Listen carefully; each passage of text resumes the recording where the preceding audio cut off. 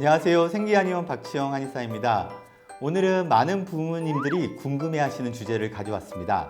진료실에서 아토피 유전되나요? 라는 질문을 많이 받는데요.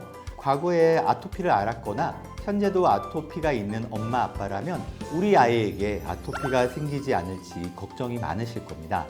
오늘도 정대영 원장님과 함께 하겠습니다. 정 원장님 반갑습니다. 안녕하세요. 생기한의원 노원점의 정대웅 한의사입니다.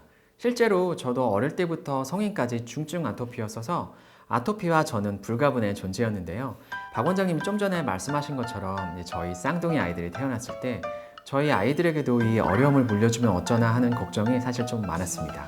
네, 인터넷을 찾아보면 아토피 가족력, 유전성에 대한 정보를 쉽게 찾아볼 수 있는데요. 한쪽 부모가 아토피 피부염이 있는 경우 자녀 발생 위험이 일반인보다 2~3배 높고 부모 모두 아토피가 있으면 5배까지 높아진다는 연구 결과도 있습니다. 통계적으로는 유전 요인이 있다는 것이 부정할 수 없는 사실입니다. 맞습니다. 하지만 아이가 성장하면서 면역계가 어떻게 발달하는지 그리고 어떻게 면역 개선을 도울 수 있는지가 중요한 문제라고 저는 생각합니다. 오늘 저희가 전달하고 싶은 핵심은 아주 간단합니다. 유전적 요인은 바꿀 수가 없지만 아이의 면역 체계가 얼마나 튼튼하게 발달하느냐는 부모님들의 선택에 달려 있다는 점인데요. 특히 아토피와 관련해서는 초기 면역 발달 과정이 결정적입니다. 이 부분은 부모님들이 직접 관여하고 도움을 줄 수 있는 영역입니다. 그래서 유전을 걱정하기보다는 아이의 면역력을 어떻게 건강하게 키울 것인가에 대해서 집중하는 것이 현명한 접근법이라고 저희는 생각합니다.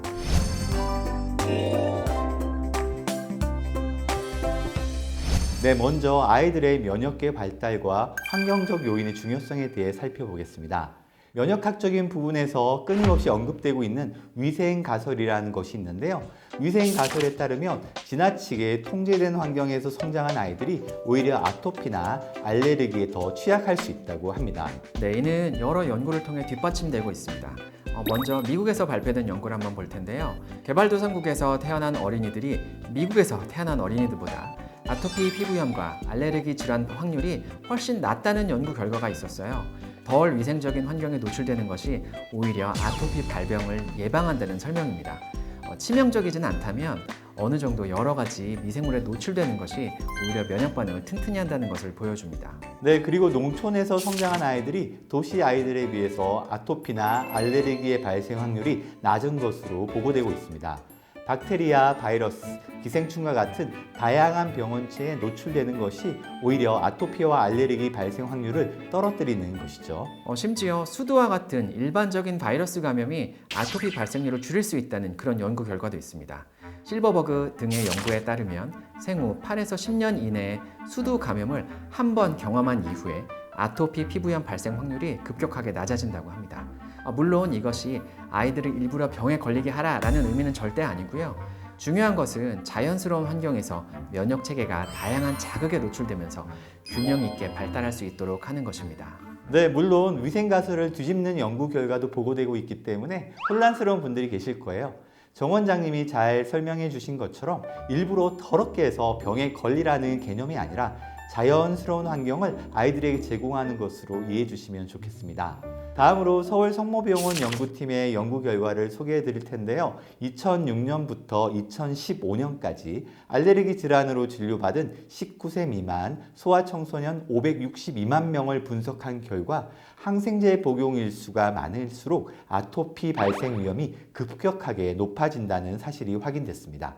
이 연구에 따르면 항생제를 한 번도 먹지 않은 그룹에 비해서 31일에서 60일 정도 항생제를 처방받은 그룹은 아토피 피부염 발생 위험이 2.74배, 60일에서 90일 처방받은 그룹은 5.19배, 91일 이상 처방받은 그룹은 무려 10.45배나 높아졌다고 합니다. 진짜 놀라운 수치죠. 네, 우리나라뿐만 아니라 일본의 연구 결과도 비슷합니다. 2004년 3월부터 2006년 8월 사이에 태어난 유소아를 대상으로 했는데요.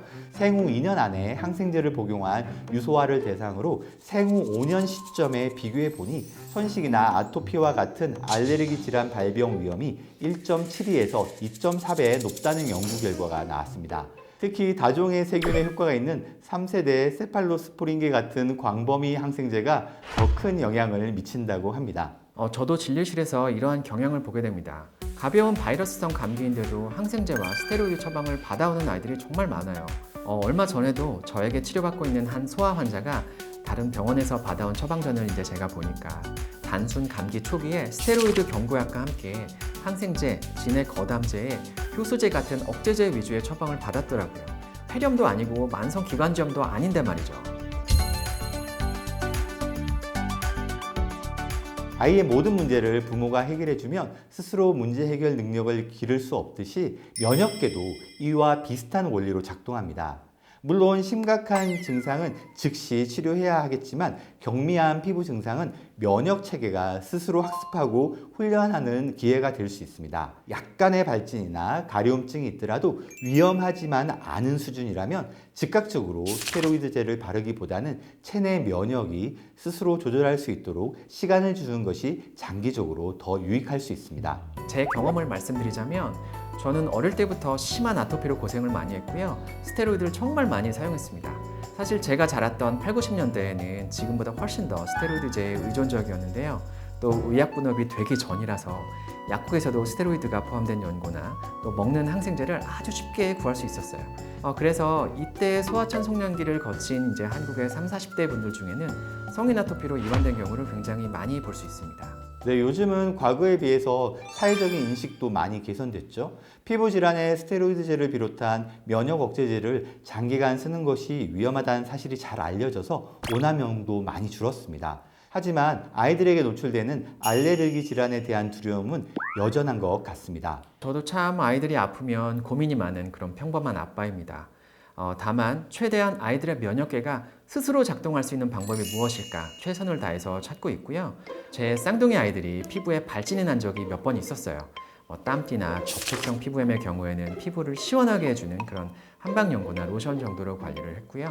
칸디다에 의한 발진이 있을 때나 환절기에 발생한 가벼운 지루성 피부염에는 피부 면역을 올려주는 한약을 복용시켜서 해결하기도 했습니다. 스테로이드제는 물론 저도 한번 써봤는데요. 저희 아들이 모기 알러지가 굉장히 심해서 얼굴이 퉁퉁 붓더라고요. 이런 급성 증상에는 짧고 정확하게 사용했습니다. 네, 저도 정 원장님 아이들을 만난 적이 있는데요.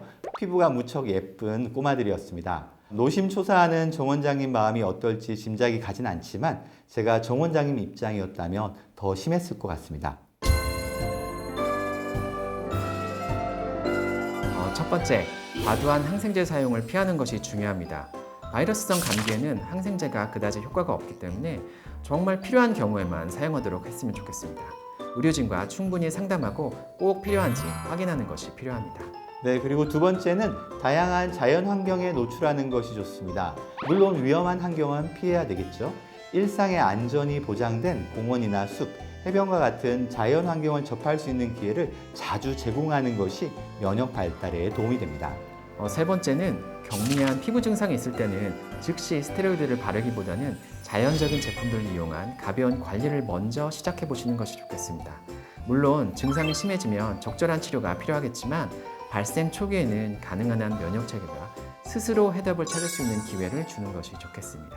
네, 네 번째는 아이의 장내 미생물 균형을 유지하는 것이 중요합니다. 다양한 채소와 과일, 발효식품 등을 통해서 건강한 장내 환경을 만들어주는 것이 면역 체계 발달에 도움이 됩니다. 다섯 번째는요, 아이가 적절한 운동을 하고 충분한 수면을 취하도록 도와주셨으면 좋겠습니다. 운동과 수면은 면역 체계의 건강한 발달에 매우 중요합니다. 네, 마지막으로 정서적 스트레스가 면역 체계에 영향을 미칠 수 있기 때문에 안정적이고 지지적인 가정 환경을 만들어주는 것이 중요합니다. 여기에 덧붙여서 피부 증상의 심각성을 구분하는 법에 대해서 한번 말씀드릴게요. 발진이 넓은 부위에 빠르게 퍼지거나 심한 가려움증과 통증이 있거나 열이 동반된다거나 수면을 방해할 정도로 심각하다면 그건 즉시 전문가의 도움을 받아야 됩니다. 이런 것이 통제에서 벗어난 상태라는 것을 뜻하는 거예요. 네, 지금까지 말씀드린 것처럼 아토피 관리는 완벽한 통제가 아닌 균형 잡힌 접근이 중요합니다.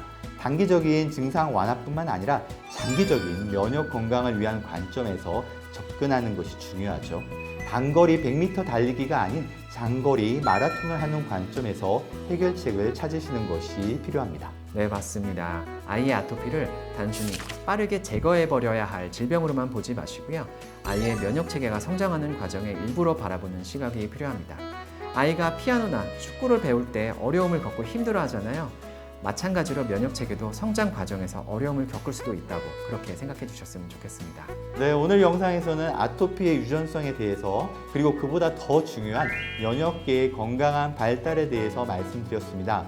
유전적 요인보다 후천적인 관리와 균형 잡힌 접근이 더 중요하다는 점을 기억해 주시면 좋겠습니다. 영상 보시고 궁금하신 점은 댓글 남겨주시면 답변 드리겠습니다. 시청해 주셔서 감사합니다.